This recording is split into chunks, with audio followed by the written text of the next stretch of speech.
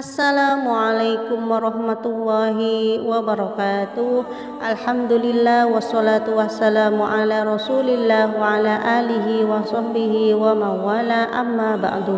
Syukur alhamdulillah kita bisa berjumpa lagi di channel ini. Semoga saudaraku semuanya selalu diberikan kesehatan, dilapangkan rezekinya, diampuni dosa-dosanya dan dipanjangkan umurnya. Amin ya rabbal alamin. Sahabatku yang dirahmati Allah, sholat merupakan ibadah yang paling utama bagi seorang muslim, karena bagaimana sholat seorang maka itu akan menentukan dia kelak nanti. Jika sholatnya baik maka insya Allah amal semuanya baik. Jika sholatnya rusak maka semua amalnya juga ikut rusak. Sebelum pembahasan ini dilanjutkan, dengan kerendahan hati saya meminta keikhlasannya untuk turut mendukung channel kecil ini dengan cara menekan tombol like dan subscribe agar bisa bermanfaat besar untuk kita semua. Bagi yang sudah like dan subscribe, saya doakan semoga rezekinya semakin lancar. Amin. Saudaraku, seorang muslim yang taat ajaran agama dan taat kepada Allah Subhanahu wa taala tidak akan melalaikan sholat 5 waktu dan juga sunnah-sunnahnya. Mungkin masih banyak orang yang melakukan sholat tapi masih dengan cara sekedarnya, hanya untuk melakukan kewajiban saja. Perlu diketahui, untuk melakukan sholat yaitu harus khusyuk. Khusyuk sendiri memiliki arti yaitu kekuatan dari diri sendiri untuk melakukan sesuatu niat yang sungguh-sungguh dan berjamaah di masjid. Karena sholat berjamaah merupakan sholat yang dituntunkan oleh Nabi Muhammad SAW. Tipu daya setan datangnya pada kita salah satunya ialah saat kita melakukan sholat. Setan senantiasa akan mengganggu kita pada saat kita sholat agar sholat yang kita kerjakan tidak sempurna, sehingga setan lebih sering mengajak kita untuk tidak melakukan sholat. Salah satunya yaitu kita merasa malas untuk melakukan sholat. Inilah ciri-ciri orang yang ketika sholat bersama dengan setan. Yang pertama yaitu orang yang was-was dalam niat. Niat adalah fondasi dasar kita melaksanakan sholat. Setan mengganggu kita dengan cara membuat pikiran kita was-was pada saat melakukan niat. Ketika ingin sholat, kita merasa tidak yakin dengan niat yang telah kita bacakan, sehingga kita harus mengulang-ulang bacaan niat tadi. Dari hal ini dapat menghilangkan konsentrasi atau kekhusyukan kita kepada Allah Subhanahu wa taala.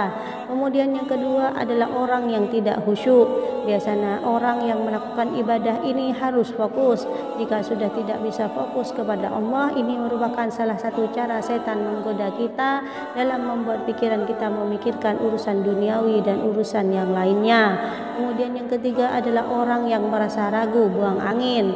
Setiap orang muslim pernah mengalami saat melakukan sholat kita merasa dalam hati telah mengeluarkan angin. Ini adalah salah satu godaan dari setan yang dalam hadis riwayat Ahmad bahwasannya Rasulullah pernah bersabda, jika salah seorang di antara kalian merasakan hal itu, maka janganlah membatalkan sholatnya hingga dia mendengar suara atau mencium baunya tanpa ragu. Hadis riwayat Ahmad.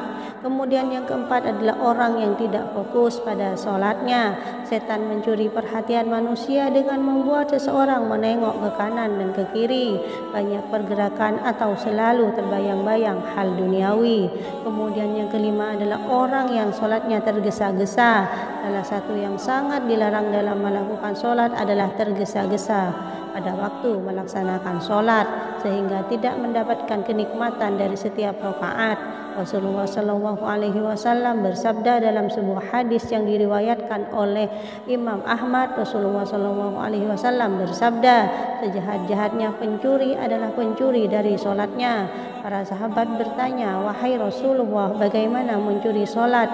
Dari itu sholat Rasulullah bersabda, ia tidak menyempurnakan ruku dan sujudnya. Hadis riwayat Ahmad. Yang keenam adalah wanita yang sholat ke masjid menggunakan parfum. Memakai wangi-wangian bagi wanita saat pergi ke masjid adalah salah satu hal yang tidak diperbolehkan. Sebuah hadis diriwayatkan oleh riwayat Muslim bahwasannya beliau bersabda, jika salah satu dari kalian para wanita hendak ke masjid, janganlah sesekali menyentuh wewangian. Hadis riwayat Muslim. Setan akan melakukan segala cara agar sholat yang kita kerjakan tidak berjalan dengan sempurna. Ada saja hingga setan membuat sholat kita tidak khusyuk. Maka dari itu kita harus belajar lebih fokus saat melakukan ibadah sholat tanpa memikirkan hal-hal lain, tanpa memikirkan hal duniawi, dan hanya fokus kepada niatan awal kita untuk sholat kepada Allah Subhanahu wa Ta'ala. Demikian yang bisa saya sampaikan. Semoga kita bisa mengambil hikmah dan mengambil pelajaran dari cerita dan hadis di atas. Semoga bisa bermanfaat bagi kita semua. Wassalamualaikum warahmatullahi wabarakatuh.